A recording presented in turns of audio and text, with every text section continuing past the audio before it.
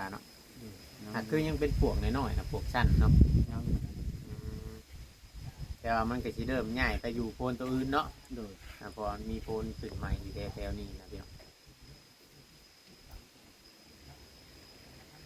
นี่แหละพี่น้องเลยชีวิตเมื่อวานนี่ทั้งลุงเสิร์ชเรามาบอก มาอยู่ เห็นใน ตอน คลิป มืด ตอนคำบอก อืม เออเช้าวันเลี้ยวหรือบ่นาผู้คือว่าเนี่ยได้ น้องมื้อนี้อีกมื้อนี้หามื้อ อีกมื้อนี้มื้อ โดยมื้อครึ่งมื้อ เอาแล้วเอารถไทยใช้ไทยใช่ รถไถแล้ว ฮะ รถไถแล้ว ไปไทยไว้เดี๋ยวเอามาสิบอก อยู่พุ่นแล้วรถไถ รถไทยไผสิอยู่หั่น รถไถเขาเจ้าได้ นำอยู่นำเทียงอยู่ได้ โดยไถแล้วคันนึงแล้วเรารถไถอีกคันนึง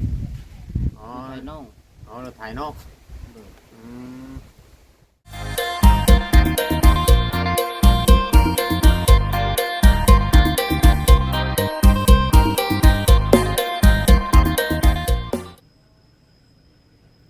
กับทักทายสบายดีเนาะพ่อแม่พี่น้อง FC ป้าลุงที่ฮักแพงเด้อพี่น้องเนาะเบิดสู่ผู้สู่คนทางฝั่งไทยฝั่งลาวหรือว่าแม่ FC ที่เข้ามาติดตามรับชมเนาะคลิปช่อง YouTube ของว่าเวียงชายใจเกินร้อยเพียงเนาะคือเก่าคือเดิมพี่น้องเนาะเพิ่มเติมกับมาหาทางคำละพี่น้องเนาะเมื่อวานนี้บ่เวียงเมื่อก่อนพี่น้องเนาะก็มีทางทีมงานเพิ่นได้ซื้ออุปกรณ์หรือว่าเครื่องเฮ็ดห้องน้ำมาเป็นทีเรียบร้อยแล้วพี่น้องเนาะก็คือทางทีมงานเฮาก็ได้ร่วมกันเนาะทางบ่ว่าเพิ่นก็โทรใช้บ่เวียงเมื่อเช้านี้แต่ว่าให้บอกลุงแก้วนั่นแหละมาเฮ็ดพี่น้องในห้องน้ำเพิ่นว่าเนาะก็แล้วบ่เวียงก็เลยโทรให้ลุงแก้วคุยกันกับบ่บอสเพิ่นสิเฮ็ดบ่คือบ่เฮ็ดก็ร่วมกันอีกเทื่อนึงเนาะก็ดีบอกดีใจนำคำหลาพี่น้องเนาะที่ว่าไรห้องน้ำห้องในเป็นทีเรียบร้อยพี่น้องเนาะได้เครื่องได้ของมาเฮ็ดให้แหละพี่น้องเนาะก็คอยเฮ็ดไปคอยอัปเดตไปเรียกงานFC หลายๆคนติดตามรับชมเนาะเพียงเนาะคือเมื่อวานนี้ทางบ่เวียงเองก็ได้ไปถ่ายทางครอบครัวของแม่ตู้เอเนาะกับครอบครัวของน้องจ้อยเนาะก็ FC หลายๆคนเข้ามาคอมเมนต์เนาะ FC ใหม่พี่น้องเนาะ FC ของน้องจ้อยนั่นแหละพี่น้องก็เพิ่นว่าเนาะเห็นในคอมเมนต์บ่เวียงเองก็ได้เพิ่นว่าทางเขาน้องจ้อยนี่เป็นคนที่ทุกข์ยากลำบากดีแต่กี้แต่ก่อนเนาะแต่ว่ามันโมเมนต์สายบุญท้ายเนาะเพียงเราเป็นสายตัวไปแล้วกันคือทางครอบครัวเรา2 แม่ลูกเรานี่ถูกการดูถูก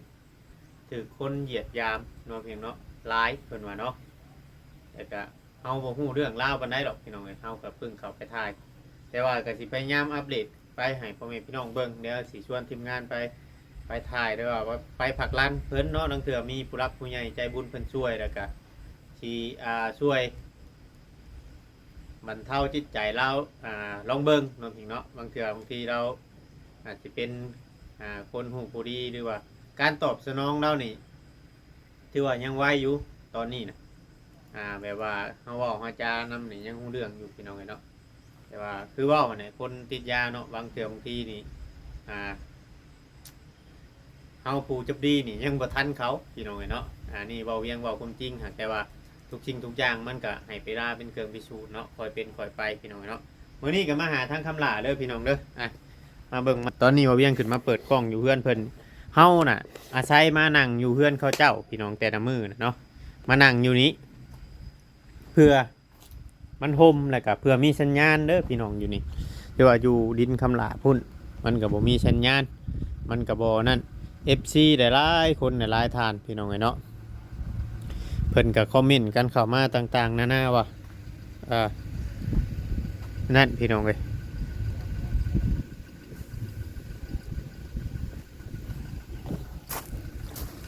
บ่เวียงอย่างไปเบิ่งทางนี่ก่อน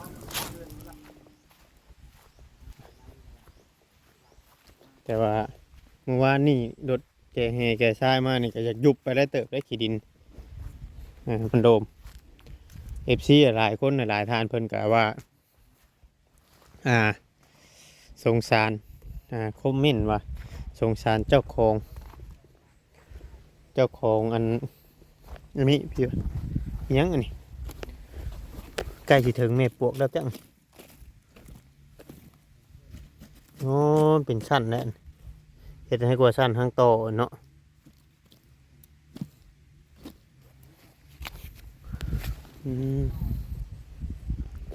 คอมเมนต์กันเข้ามาว่าสงสารเจ้าของเงิน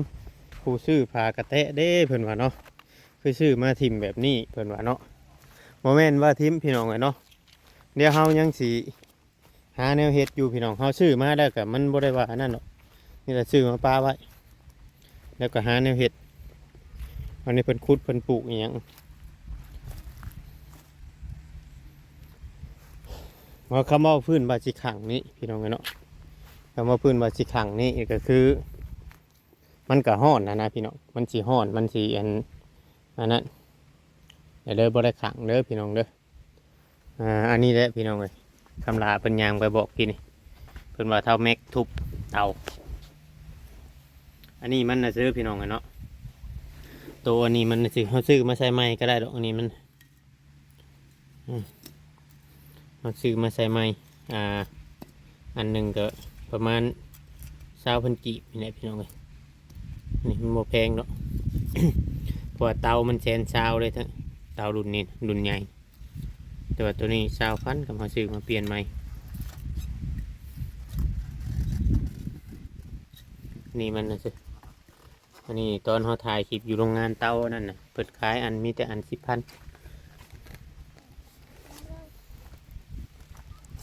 ตอนนี้ก็เสา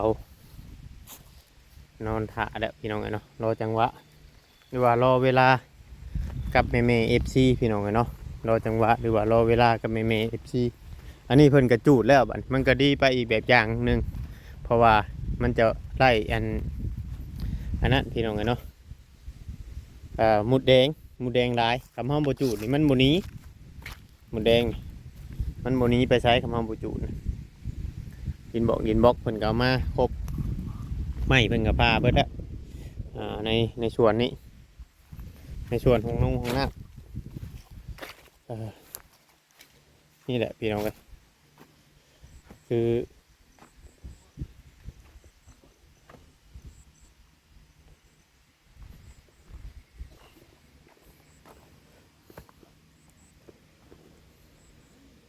มีแต่ว่าเราถ่าทั้ง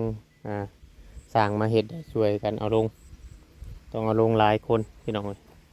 เอาท่อของน้ำของยางลงเสาของน้ำ4 ต้น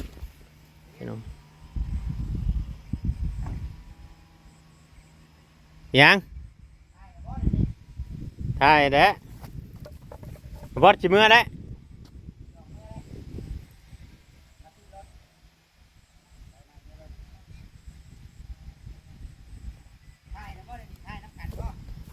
ถ่ายแล้วเป็นไง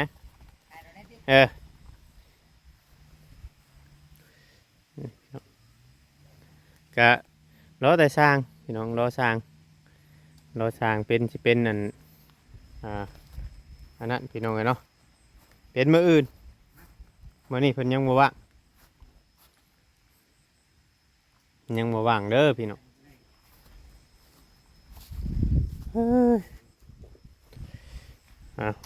พี่น้องเนาะโดยคำละ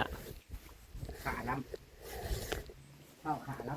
ำ กินเบิดไรขวดจิโร่น่ะ เบิดแล้วบาน เอาแล้วบาทนี้ ยังคือว่าจงไงกัน ยังเขายังไปมาส่งเบิด เอาเลย เขายังไปมาส่ง เขาได้จักร้อยวัน ได้ร้อยปลาย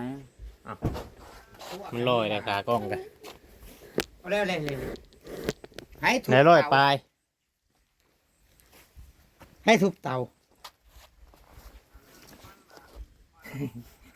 โยมันจะมันกระทุบมัน ให้ดื้อเด้อบัดนี้เด้อให้ดื้อเด้อ ทุบตัวไรจะหน่อยนะ พี่น้องเลย ถูกพอดีเลยเด็ดได้ ฮะ ถูกมันมีได้ ใช่สิถูกเลยจุเอาได้บัดนี่ให้ตัวจุพื้นเอาได้บัดนี่ ตัวเล็กน้อยพี่น้อง เขาถูกข่าวเทศนี่นะ จะเอายังหนึ่งเข่าใช่ประมาณนั้นเดี๋ยวจกหูหลังเดี๋ยวจกจะ จะเอาหยังหนึ่งข้าวฮะบ่ได้กินข้าวได้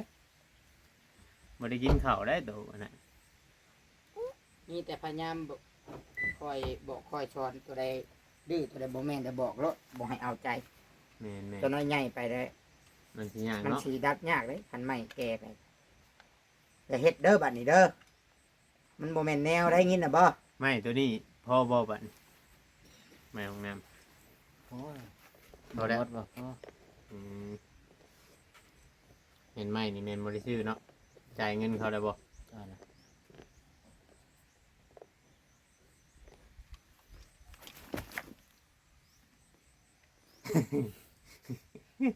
หยอกทุบตอกทุบเตาโด มันจุ ว้าย สิเมื่อบ่เมื่อเต็งบ่ฮะเมื่อบ่พอดีแล้วซ้ำนี่เต็งจะไปปั้นเป็นนางมว มาย ได้ คนเฮ้ย หน่อ ตกใจบ้าๆมันสิชวนข่อยกินแล้วสิชวนกินว่าสิใช่รถเหงือกคืนโว้ย ซ้ำนี่ได้พอดีปั้นเป็นนาง จับมือ ได้ถึง จับมือเฮาจุติกันนะสงบ จับมือ ศึกจับมือ จับมือ จับมือสงบศึกสงบศึกห้ามดื้อเด้อบ่ให้เฮ็ดแนวดื้อเด้อ เด้อ ยินได้บ่สงบศึกกันสงบศึกเห็นแล้วคนสิคุมแถวนี่ปัดใหญ่มานี่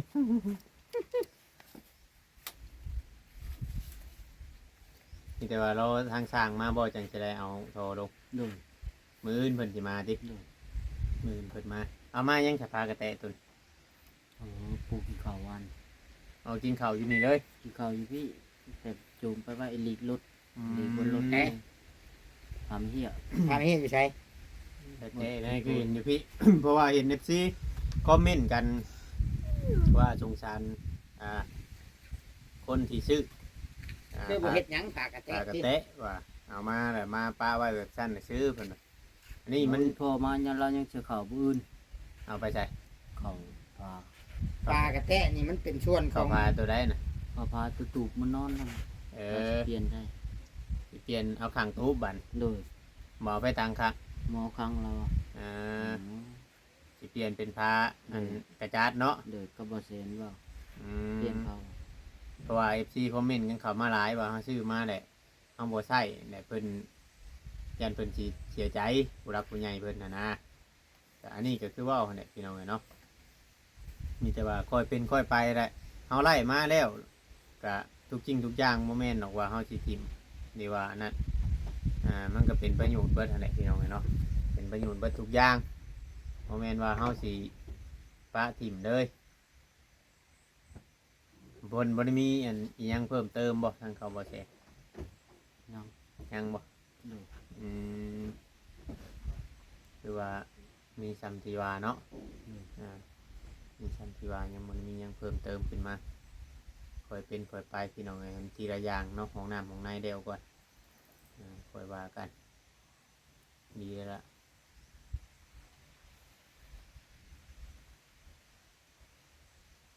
ได้ยังสปอนเขาดุมัน เขาเจ้าขาไก่ขึ้น เสียงไก่นี่บอก โดย เป็นแบงให้บอก โดย อ๋อเพิ่นก็ดีอยู่เลยจะแบ่งกับข้าวให้กิน มาอยู่ใกล้คนที่หูจักความคนที่นั่นก็มันก็ดีพี่น้องเนาะไอ้กลัวเขาอยู่แบบโดดเดี่ยวเลิกบอกกับเมื่อคืนนี่เขาว่า บรึก บ่เลิกปันไดเนาะ โดยชี้มุกไป อืม มาเซนหามุก โอ้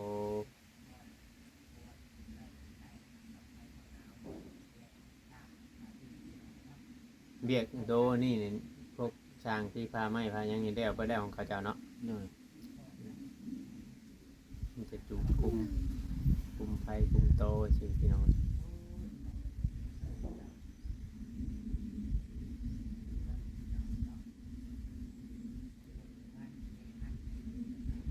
บอกว่าคือมาแต่เช้าแท้มึง เข้าในสาย ฮะ คือมาฮอดรถเจ้ามานี่ บอก พร้อมกันนี่นะ เยอะมาเลยเห็นเจ้าเลยเนาะคอยว่าเจ้ามาแต่เช้า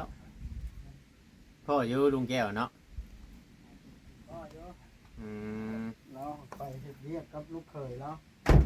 เรียกหยังกัน เราให้เรียกอยู่หั่นเลยลืมถามเราเรียกหยัง เ เวียกหยังบ่แล้ว มันก่อเฮือน ก่อเฮือนบ่ก่อเฮือนไผอั่น เฮือนดอกแล้ว มื้อนี้บ่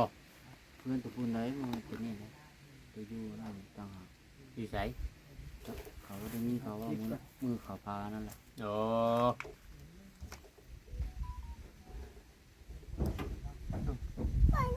ถ้ามีโรงหลายคนบ่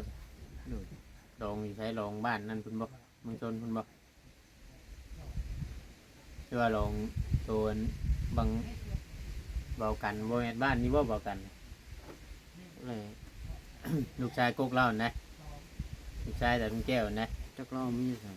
บูจัก เออเมียวันนะเก ก่อน ผู้ผ้าจะเว่าว่าพอเฒ่าแล้วผ้าตอนเกี่ยวเข่าอันนี้แม่นเหรอวะคนบ้านนี่เหรอ บ้านนี้อ่ะ กันเหรอวะชื่อเรา กัน บ้านนี่ทางได้เหือนเราส่งเบื้องไหน ที่เทือนเขาเจ้าที่เทือนเรา อ๋อ เตะกันเลย อืม ที่โรงเรียนเลย อืม งับเข้าไปเฮือนใหม่ถ้าเฮือนก็3 หลังลงไป ส่วนได้ของเขาเจ้านั่นอยู่แต่หน้าเนาะ เดือเขาอยู่หน้าเนี่ย มรคอยอยู่บ้านอยู่เพื่อนพี่น้องเฮ็ดหยังมื้อนี่คำน่ะ ฮะ ชี้หยาวัฒน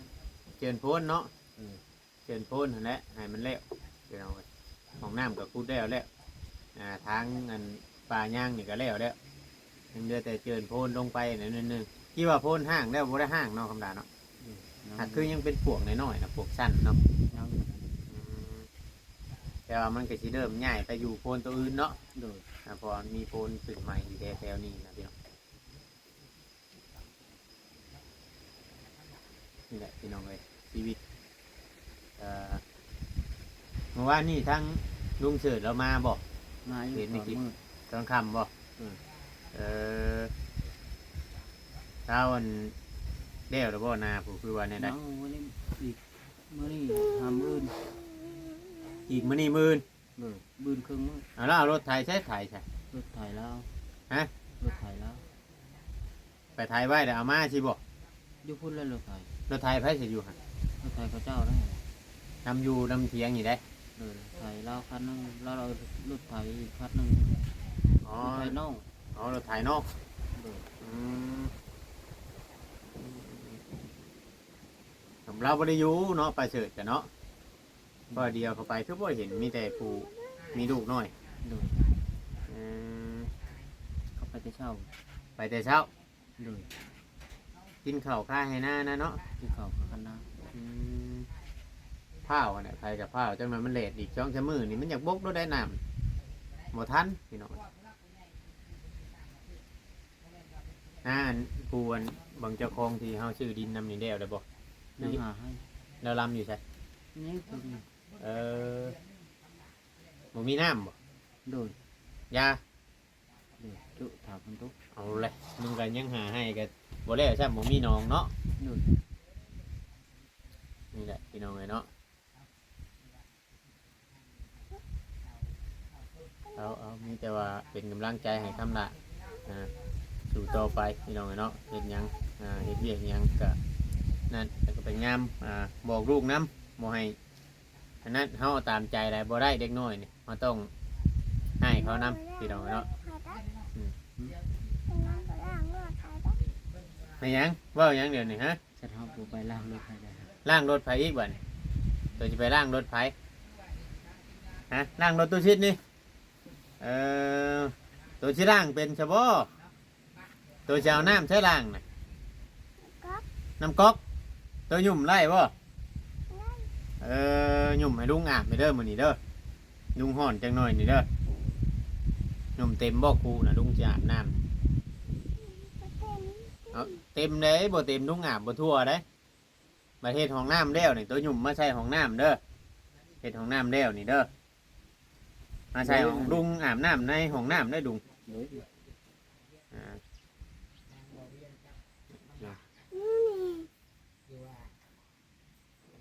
นวดก็เริ่มโป่งเลยพอตัวต้องตัดได้บ่การนวด รับแล้วบ่บัด ดูสิ ส ส บา บาย ย ดี ดี สบายดี โดยข่อยสิจบคลิปไปแล้วดูสิ เอาข่อยสิไปอัปเดตอันนั้นเบิ่งก่อน โดย แล้วจังสิมา แม่นไหม ลงกับคำหลัง โดยนี่ได้สิจบคลิปก่อนมาเนี่ยให้ลงคลิปให้พี่น้อง FC เบิ่งก่อนอ่ะสบายดีเด้อคำด่าเด้อ เอาสบายดีก่อนเอาไม้ดิ อ่ะพี่น้องเนาะ นี่แหละเดี๋ยวสิลงคลิปมาให้ FC เบิ่งก่อนพี่น้องเนาะผิดพลาดประการใดก็ต้องกราบขอโทษขออภัยนำ FC พี่น้องใดก็มาเป็นกำลังใจให้เด้อพี่น้อง FC เบัดจุกูทุกคนเนาะชาวจ้อยเดี๋ยวสิอัน ชวนเจ้าไปอยู่ได้นี่ ชวนเขาบ่บดไปถ่ายน้ำ ไหน ไว้ย่าแล้วซะ งามได พ่อบ่อยากคิดลูกคิดเมียเลยหาสาว คนดำเกี้ยงบ่แม่นว่าให้เจ้าไปมักเราได้ให้ไปซอยเรา โอ้ทำแบบนั้นไปอยู่ เจ้าขึ้นไปเองเจ้าก็ เดี๋ยวเขาเอาขึ้นไปเองเนาะ โอ้ยว่าผู้ชายไปที่เลี้ยลิ้นแลบๆอยู่บ่ได้เด้เซ็ตชบป่ะ ดีแล้ว ดีนะป่ะ ดีแล้วได้ พ่อไป เอาเลย ฮ็ดบุญในทางได้จะไป มีแต่ว่าจักมือเลยชวนทีมงานไปอัปเดตเบิ่งเนาะ เฮ็ดได้ เพื่อว่าเฮาดึงอยากไปให้ไปดึงวิวซอยกัน ดึงช่วยกันไปปั้นเบิ่งแล้ว เห็นหลายว่า ให้คนเห็นหลายให้ผู้รักผู้ใหญ่เข้าถึงเพราะชีวิตเราน่าสงสารอยู่ได้ ทุกอย่าง แล้วเทพยาตุแต่ว่าเราดุเนาะเลี้ยงแม่เลี้ยงหยังเรา อ้าว เราถืออันนั้น ติดยาบ่เด้อนี่ บริติดดอกแล้วจ่ายชดเราว่าไปตัวเสือนะ แล้ว คือแบบนี้ แต่ว่า เราถือคายบ่เวียงเราบอกกับเจ้านะ แม่นเดี๋ยวมื้อนี้ข่อยสิไปแบบสัมภาษณ์เราแบบมันให้ละเอียดก่อนเพราะว่า โตป่ะ สิไปอีกบ่มื้อนี้ก็ได้ ไป ไปป่ะ ค่อยยังบ่ได้ไปมื้อนี้ว่าสิเมื่อจากนี้สิลงไปน้ำลานอยู่อัน ชวันบ่ แม่น ข่อยเห็นอยู่คลิปบ่ดิ ยันว่าเมื่อครอบเมียก่อน บ่ เป็นหยังไผเป็นหยังอ่ะนะ โอ้ยหลานน้อยเป็นปอด เป็น ลูก พิษ เบาลีป่ะ บ่ลูกกันอ้าย ลุงไอเวียง สาวเวียงนะ สังเวียง เพิ่นเป็นพีใช่ปอดว่าซั่นอาการ50 เอาแล้วสั่งว่าแต่บ้าน อุกใจเจ้าต้อง เป็น ได้ อยู่ในป่ะ ต้องได้ใช้ออกซิตลอด มันเป็นมันเปื่อยอยู่ใน ฮอดแล้วบ่เดี๋ยวนี้ฮอดชวันแล้ว ฮอดแล้ว เด็กน้อยอายุเท่าไหรอ่ะนะ อายุ 4 ปีนี่มั้ยจ๊ะ 3 ปี 3 ปี4 ปีเนี่ยเนาะ 3 ปี ว่าเป็นแต่ตกใจแท้เลย ตกใจได้ค่อยตกใจบ่ม่วน มันเป็นอยู่ในบ่อันเป็นนะ เป็นไปเอ็กซเรย์ซอมันเขาว่าเป็นตุ่มในปอด อืม แล้วเพิ่นว่าเป็นพีใช่ปอดนะหันใจบ่ได้ต้องได้ใช้ออกซิตลอด จนกว่าพีสิ ทางเบิ่งหั่นแหละมีแต่ว่านั่นคำบ่ทางนั้นเฮาก็แม่นเอาขวมไปมุกพุ่นเนาะ ความมุกแน่สี ปาดออกจังหวัด นั่น สิ ก ได้ ว่า เนาะ ร้อยกว่า มันไวเด้เพิ่น แม่น หยัง มี หยัง รถล่างเอาไปได้อยู่บ่ไปมุก บ่มีเลย กันว่ามีอย่างกะเอิญโทรหาเด้อโทร ได้ หา ได้ ไป ได้มีหยังสิปรึกษาเด้อ ได้ ได้ ได้ ก็ได้ ข่อยพาไปได้บ่ยาก ทางได้จะป้าจะทิ่มกันได้ บ่ เป็นนั่นนี่เหงา มีแต่ว่านั้น เป่าแก้งเดียวกันพอแห้งเลยเนาะ มีแต่ว่ามีหยังก็โทรใช้ โทรใช้ข่อยกับบ่เวียงกับสีแลนออกมาเนาะ โดย แต่ว่าคันรถมันขับมันอย่างกับบ่เวียงนั่งกระบะอยู่เนาะ อยู่ใช้ก็ได้หรอกข่อยน่ะ มีอยู่บ่จะบัตรสปอร์ตจะมีอยู่บ่บัตรผ่านแดนก็ได้ บ่มีได้เฮ้ย แล้วข่อยบอกกันสำคัญนะเฮ็ดไว้บัตรผ่านแดนนะ200,000กีบเฮ็ดไว้โลด มาทานเลยนะ2แสนกีบ 200,000 เฮ็ด กีบ ไว้ เท่าใด มีแต่ไปแถวมุกอยู่เด้เฮาบ่ได้ไปเฮ็ดไปไกล บัตรเขียวนะ เออ และคำว่าเฮาบ่มีนี่เฮาไปเล่นเฮ็ดบัตรขาว มัน150,000 200,000ได้มือเดียวอ่ะนะไปโชว์ข้าว3มื้อ ได้อยู่เฮ็ดแล้วสิให้เพิ่นเฮ็ดให้อยู่ อัน นี่ นี้ชุดเจ้ามี1สมนุก แบบว่าเฮาไปเฮ็ดให้มันง่าย กับอันกับฮูบคือแบบนี้แหละขมังนี่เฮากะจวดค่าเดียวมันกะ เฮ็ดไว้นะทุก ง่ายเสียเงินบ่ เฮ็ดไว้แล้วไปเฮ็ดเนาะบ่ได้เนาะ มี เฮ็ดไว้สมมุติว่าเฮาอยากมีเวียกมีงานเฮาควมไปมุกก็มันง่าย มีแต่ทำเพิ่นก็คักแต่คันว่ามันบ่คักบ่แน่ก็ เออ บ่อนมันชุดผู้แลไปบ่อนมันชุด มุกเนาะ อีตัว แม่น หลานแน่เห็นเนาะ แม่น อยู่พังไทยเขาผ่าได้กับจักก่อน จักพาบ่พาเฮาต้อง แต่ลุงแนวมื้อนั้นเนาะผัวของสาวบุญนั่นเด้ไปลงไปนี่บ่แม่นว่านี่ดอกมันอยู่ลาวเฮาก็ลังเทื่อก็มันช้าเนาะเฮาบัดใจฮ้อนน่ะนะตุอันนี้ก็จักสิเว้าจักสิว่าจักหน่อยมันสิผิดเพิ่นเนาะ แม่น เฮาอยากนั่นมีแต่ว่า เพิ่น การแนะนำเว้าง่ายๆซะ เครื่องหมอกเครื่องมือเนาะ แม่นไหม ความเชี่ยวชาญนี่แหละ เออ คน โทรหาบ่าวโอลิมตรวจกันหน่อย เออ เอิ้นรถข่อยก็ไปได้อยู่ เออ รถข่อยข้ามไปมันก็บ่ยากดอกไปนั่นอยู่ โอเคขอจบคลิปก่อนเด้อจ้ะเด้อ